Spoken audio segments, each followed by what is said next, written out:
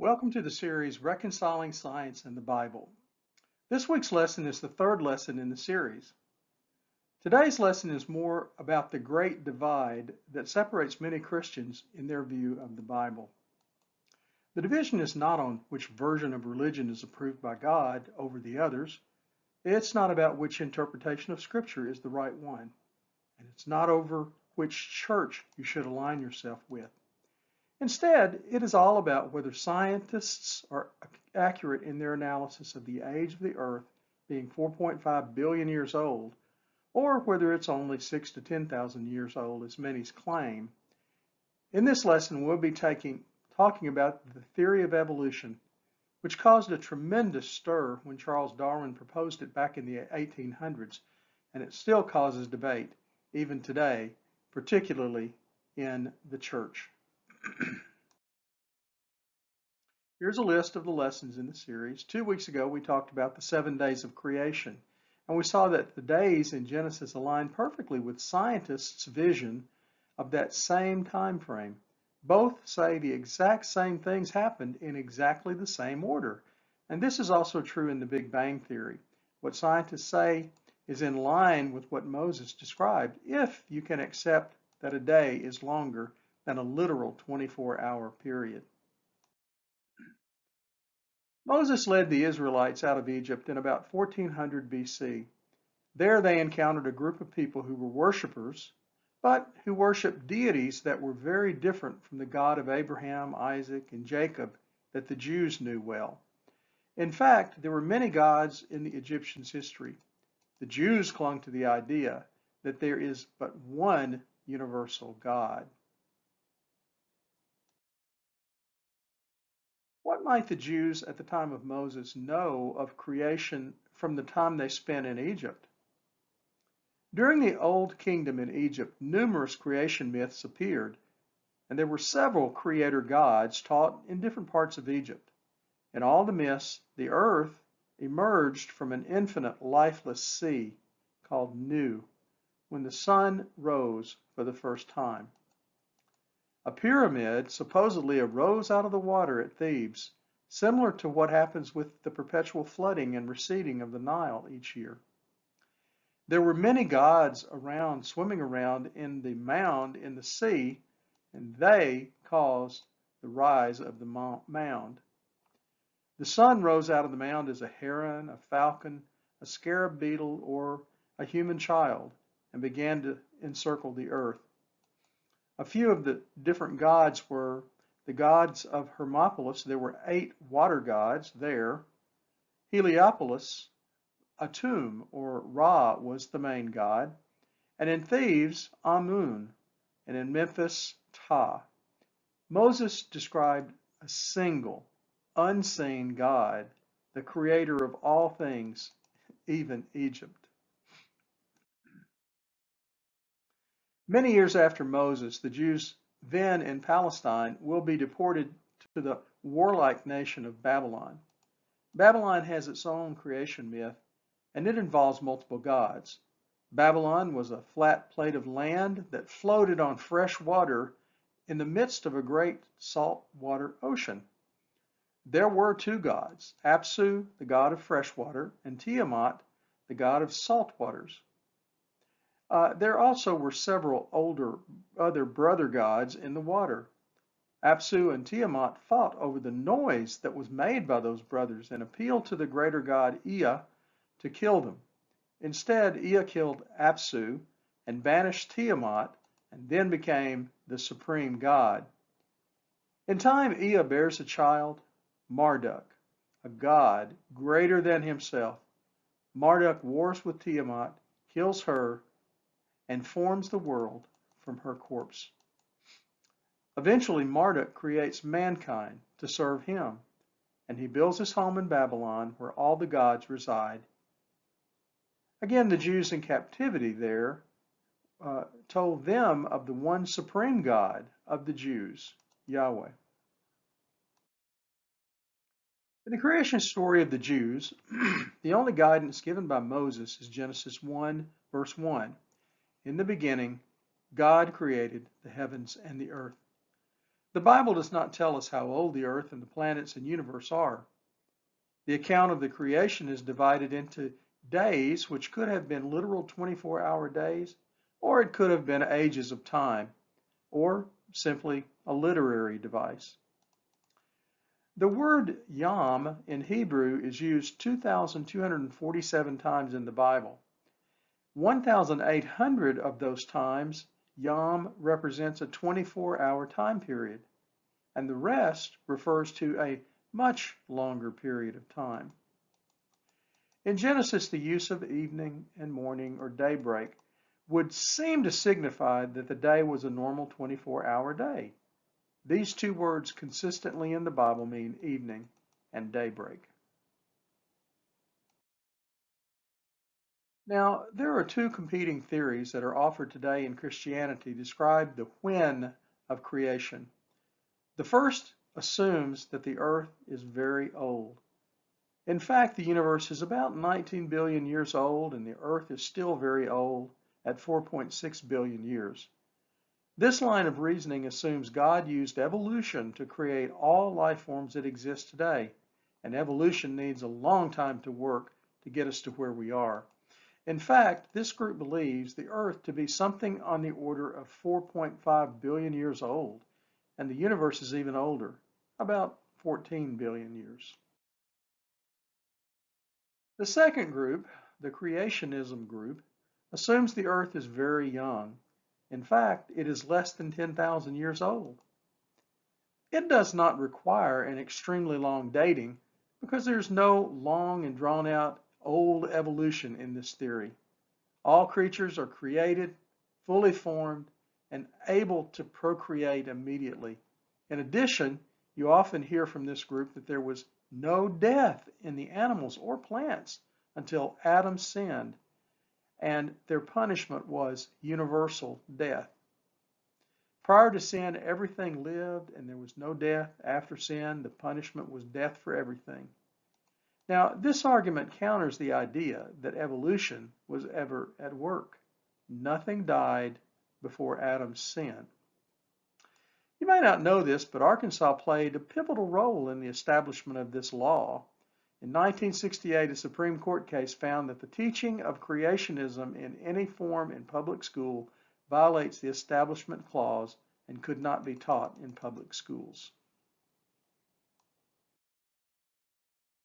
So let's talk for a second about the idea that there was no death prior to Adam and Eve's sin. And again, this is an argument for the young earth group. This comes from Paul's letter to the Romans. He said, sin entered the world through Adam, and death came to all people because of sin. We won't argue the point here. Just know that young earth depends upon believing that no plant or animal life was subject to decay and death as there exists today. The old earth theorists say that this seems to be stretching what Paul said about death to include physical death. They reason Paul was here referring to spiritual death for all humans and not literal life-ending death. Certainly scientists would never believe that all plant and animal life could be lifeless on the earth, and an old earth theorist would reject this idea. To the old earth theorist, an old earth is absolutely necessary. It would take several billions of years for evolution to produce the first Homo sapiens species. They believe the universe started about 13 billion years ago, and the earth was created about 4 billion years ago. And they believe that evolutionary processes have created everything in the zoo that is the earth. They also trust scientists' dating methods as providing accurate age statistics. To the old earth theorist, an old earth is absolutely necessary, as it would take several billions of years for evolution to produce the first Homo sapien. They believe the universe started about 13 billion years ago and the earth was created about 4 billion years ago. They believe that evolutionary processes could have created everything in the zoo that is the earth, and they also trust science dating methods as proving accurate age statistics. And no discussion of the development of life on earth would be complete without discussing science insistence that all forms of life on earth that we know have developed over millions of years through evolution. Surely there's no way to reconcile evolution and the Bible, right? Scientists have postulated since Darwin that man evolved over millions of years from our early progenitors, the apes. The Bible's account in Genesis tells us God created man fully formed, conscious of himself, able to procreate, male and female. There is no way to reconcile these accounts. Adam and Eve would not have been apes, yet Darwin and science in general hold that man evolved from apes. Can we reconcile the two? More about seeing if scientists and the Bible can be reconciled later. Right now, let's focus on what Darwin's theories say. Your children, beginning in the 7th grade here in Fayetteville, and perhaps earlier, will study this concept through the rest of their time in high school and on into college. You need to know this process. There are several principles of Darwin evolution, but the principle of natural selection is the prime focus. Darwin proposed that all creatures extant today evolved from earlier species. Natural selection is the process created traits that enabled some to survive and others to die without procreating. The strongest in nature survive, and then they pass along their genes. In the lottery of life, it's unfortunate that the general shade of dirt and earth is dark. Yet, some mice are born almost white or very light and easy to see from the air. These are the ones that birds and other predators see and attack first. Over time, the descendants of dark mice live longer lives and have more descendants who are dark like them. In a long amount of time, virtually all mice may become dark due to the principles of natural selection. This will be the focus of the evolution track for children in school beginning in about the 7th grade. You need to understand this to be able to help them with their homework and to assure them that this theory in no way threatens the truth of the Bible. I have a friend who lives here in Fayetteville and teaches junior high in the Fayetteville public school system. I asked him if he could get me a copy of the class book or materials that are used. He sent me to a link to an online site that is used. And that shows my age. I thought there was a book, but there's no books in these days. It's a full year class from Stanford for teens in the 7th grade. Anyway, exactly what we were talking about here is covered in this book. You should know what your children are learning. You should be ready for questions and ready with support for them to learn all they can about the physical world and how it works. Encourage them to understand what the Bible says is very much in lockstep with science.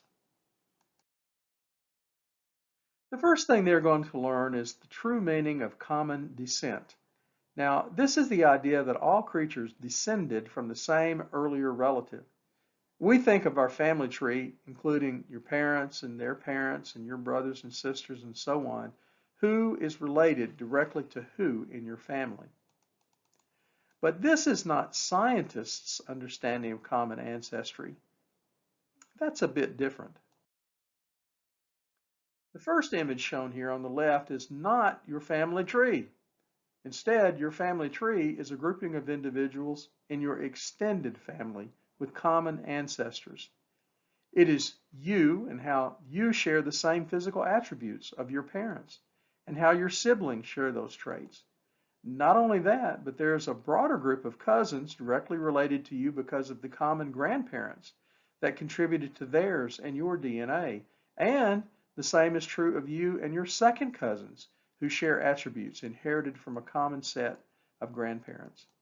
This is the idea of common ancestry. One common but incorrect notion about evolution is that man and all other living animals evolved from the earliest sea creatures somehow. But that's wrong thinking. Evolution suggests that each kind of animal has a common set of ancestors of their kind. Humans are of the mammal group, and we share characteristics of those kinds of creatures. We have warm blood. We have fur or hair growing on our skin. We have mammary glands that in females produce milk for feeding the young. These are characteristics of mammals, but not characteristics of amphibians or fishes. Darwin suggested that probably all life on Earth descended from one common ancestor. But currently, scientists believe there are probably a few common ancestors, possibly one for each of the five kingdoms of life, which we will talk about next. All forms of life on Earth share some common genetic makeup. For example, there are 23 common proteins found in all life forms. There's one common set of enzymes and 6,331 common genes. And that is true of any living thing on Earth. Plants, bugs, slugs, birds, horses, lions, tigers, sloths, and humans. Now, that alone is significant. But even more surprising is that we all have a common genetic code. All of us have triplets of A, C, T, and G in our DNA. Now, it's thought that at some point in our past, all life may have derived from a single common ancestor 650 million years ago in the Precambrian period. The Precambrian period is a combination of the Archean and the Proterozoic periods, which we referred to as days 2 and 3 when we studied that part of Genesis. The Bible teaches that all things came to us in five kinds as they were created in Genesis 1. Plants, water-based creatures, flying creatures, land-based creatures, and obviously, finally, man. Moses uses the phrase, according to their kind, several times in the first chapter of Genesis. So science today are allowing for the possibility of multiple progenitors of ancestors, one for each kingdom of life perhaps, fungi, plants, animals, monorans and protists. Here's more about kingdom and phylogeny than you'll ever want to know, but don't worry, there won't be a test on this. There are five kingdoms of life, but within those, there are several subclasses and subclasses of subclasses and so on. The last designation of life within a kingdom, phylum, class, order, family, or genus is called the species. And man is in the kingdom of Animalia, in the genus Homo, and of the species Homo sapiens, for example. Over the ages, there have been many attempts to date the age of the Earth. To an old Earth theorist, this is very important as it would have taken millions and millions of years for evolution to work within us to bring us to the point at which we are today. It's not so important to the young Earth theorists as they suggest we've only been on the Earth for a few thousand years, not long enough for the classifications described that from which we descended on the last slide to work.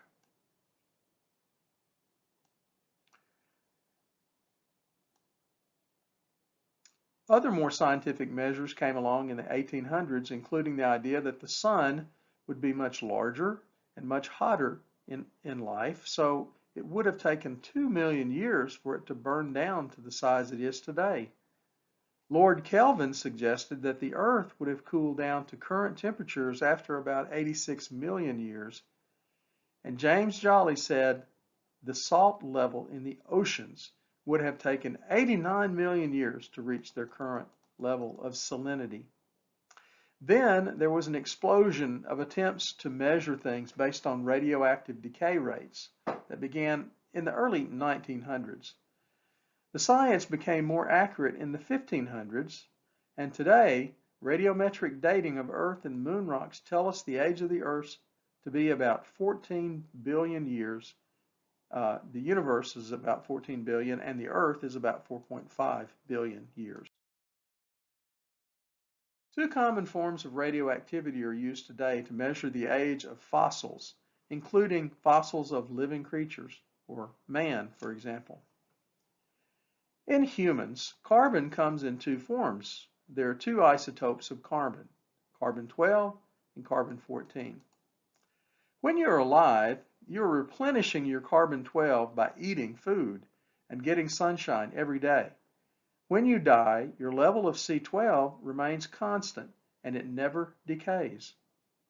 But your level of C14 does decay. If you are alive, your bones are comprised 60% of C12 and 40% of C14. As we eat, we replenish our level of C14 and we keep it constant, about 40% of our body. But when we die, we do not replenish our C14. So it leaches out over time. If you find a person who died, for example, within the last 10 years, they would have lost about 10% of their C12. If you find someone at 100 years, they would have lost 20%. And if you find someone at 400 years, by then they would have lost 30% of their C14. Now, these numbers are for illustration purposes only. But if you measure the percentage of C14 to C12 in a sample of a dead person, you can see how old that person would have been when he or she died. And because of all the radioactivity over the past 100 years with nuclear bombs and nuclear reactors in power stations, the amount of C14 in dead animals and humans may have been impacted. So this is an often cited issue with radiocarbon dating techniques. In addition, you can only use this technique for samples less than 60,000 years old, because after that period, all of the C14 would have been depleted. Radiocarbon dating is usually only applied to humans and animals and some plants, things that are carbon-based. So, what would you do with rocks and other materials that are not carbon-based? You do the same kind of measurement, only you use something other than carbon. Several elements in the world decay over time at different rates, and pick any two and find a rock with those two components and compare them. And you can do the same kind of measurement using them, even though they have no carbon in them at all. We know that uranium will decay and turn eventually into lead at a certain point. Potassium turns into argon, and argon is created only from potassium. Rubidium turns into strontium, and strontium is the only product produced from argon. So if you measure the level of any of these pairs, you can determine a rock's age.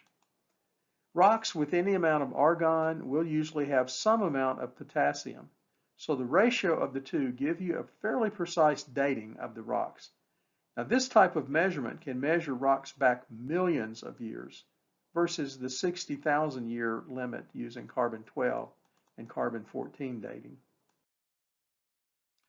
Looking at zircons in Australia and moon rocks have given us a clue as to the age of the Earth and the moon. The oldest rocks on Earth, zircons, have a radiometric dating of about 4.375 billion years.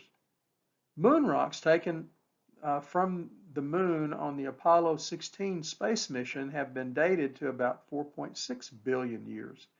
So if the moon rocks are that old, then her Earth has to be at least that old. Unfortunately, this method of dating uses radioactive decay rates, just like its cousin radiocarbon dating. And these are subject to changes in radioactivity levels in the environment. So some of the same issues exist for it as for radiocarbon dating. Here's an interesting slide. What would it look like if you took all of the ages of life forms on Earth and put them on a 12-hour clock, as they're shown in this chart? The oldest fossils of stromatolites that we've ever discovered would have come on the scene about 5:30 in the morning. Single-celled algae would come in at about 2 o'clock in the afternoon. Life forms in the ocean and seas would have come about 9 o'clock at night, and the earliest plant life on Earth about 10 o'clock at night. Then dinosaurs at 11, mammals at 11:40, and man would have been on Earth for only about 1 minute, arriving at 11:58:43 p.m. Numerous consistent radiometric dating of rocks has resulted in a very common answer of 4.6 billion years for the age of the Earth. The very earliest forms of life would have appeared 3.8 billion years ago using radiometric dating and not radiocarbon dating. Life arrived on the Earth about 3.8 billion years ago. Changes in the species show that swimmers in the ocean died just around the time that armored swimmers arrived on the scene. Bony fish arrived next. Tetrapods followed. Amphibians ruled for a while, and then they gave way to reptiles and dinosaurs. And all of these creatures have the same basic body shapes. Mammals appeared next, whales first, and then land mammals about 160 million years ago. And Homo sapiens appeared almost 5 million years ago. Our recent ancestors, the Neanderthals, appeared in Europe about 250,000 years ago. So here's the Bible's description of man. All of the other forms of life came first, just as science says, and man came on the scene long after many of the other life forms became extinct. Moses said this occurred on the 6th day of creation. Notice the arrival of things in the first verse. By the time man arrived, there were fish in the sea and birds in the air. The Bible lists the development of creatures in the exact order that science does. No variances. What were created on specific days in the Bible are the same creatures that were created over the same periods in the life of the earth, according to science, with no variance. Both the Bible and science are saying the same thing, only in the Bible's case, it's a bit less specific than what scientists say today for the ages of things. So, is any of this information important at all? Why is the age of the earth important? To a young earth theorist, you believe that no evolution has been at work in the planet. And God created all creatures fully formed and looked on their creation date in Genesis 1 exactly as they might look today. They were able to procreate on the day they were created, and this only requires a dating of something along the lines of 10,000 years. It all occurred over a literal 24-hour day. If you are a young earth theorist, you believe that radiometric dating of once living creatures and radiocarbon dating of rocks is absolutely wrong. The point to seashells on tops of mountains would suggest the earth was once covered in water, a fact that is disputed by most scientists. To an old earth theorist, evolution is at play. God created the universe in a big bang about 13 billion years ago. The planet Earth would come on the scene about 4 billion years ago. And the account Moses gave was a clever story based on the truth that we know today about the dating of the Earth. Yes, dinosaurs did once roam the Earth. They appeared about 250 million years ago, and they died 165 million years ago. Man did not come on the scene until about 100,000 years ago. Most definitely, man and dinosaurs did not live concurrently. They were extinct 65 million years earlier. So, were dinosaurs mentioned in the Bible? Well, Leviathan and Behemoth are two hard verses to understand. In that day, the Lord will punish with his sword the great and powerful sword, Leviathan, the gliding, coiling serpent, and he will slay the monster of the sea. Job referred to an animal called the behemoth. Look at behemoth, which I made along with you, and which feeds on grass like an ox.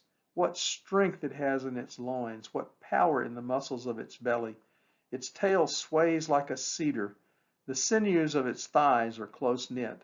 Its bones are tubes of bronze and limbs like rods of iron. And the psalmist said, "Praise the Lord from the earth, you great sea creatures." King James Version says, "dragons and all the ocean depths." Young Earth theorists believe that if man and dinosaurs ever existed, they existed alongside man, something no scientist would ever accept, something that is only happening in the Jurassic Park movies.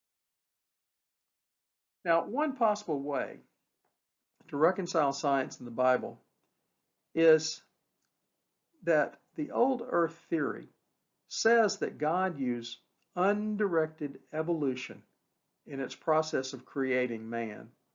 Scientists would have it right. Moses told a clever story about the first two humans. It's an amazing thing that Moses was given inspiration to describe events in Genesis 1 that align perfectly with scientists' thinking today. But here's a way to be an old Earth theorist without arguing about the ages and dates of creation. It may be that Moses used the term day in Genesis 1 without referencing time at all. The framework idea suggests the days were ways for Moses to indicate that until the requisites for certain specific life forms were in place, they were not created. So, in order for the sun and the moon to be created, light had to exist first. That's why it was created on day 1, and then on day 4, the sun and the moon were created. Look at things in the sea and things in the air. Those were created on day 2. What that enabled were fish and birds to be created on day 5. Same thing with plants and land animals created on day 3. It wouldn't be until day 6 that animals and man would come on the scene.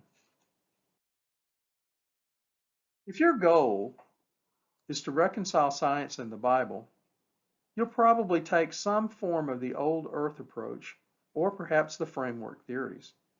The order of created things in Genesis 1 lines up almost exactly with the creation of things as described by scientists. But if your goal is not to reconcile the Bible and science, you'll take some form of the young Earth approach, and you'll disregard science's explanations of the creation, the age of the Earth, radiometric dating, fossil record, and so forth, and you will try to discredit scientists' theories whenever they are presented. It's totally your choice, but you must decide. I want you to know that it is possible for you to reconcile the following things between science and scientists, what they say, with the Bible. First of all, Genesis 1 is a story, not actual history. You could take that approach if you wanted to. The age of the universe is 13 billion years old, and that, as far as I'm concerned, aligns with the Bible, but the Bible doesn't really date it. The age of the earth is 4.5 billion years. Mankind first appeared about 100,000 years, and evolutionary processes have been and are at play today. And diversity in the species comes from natural selection, and the order of created things by scientists match the Bible completely.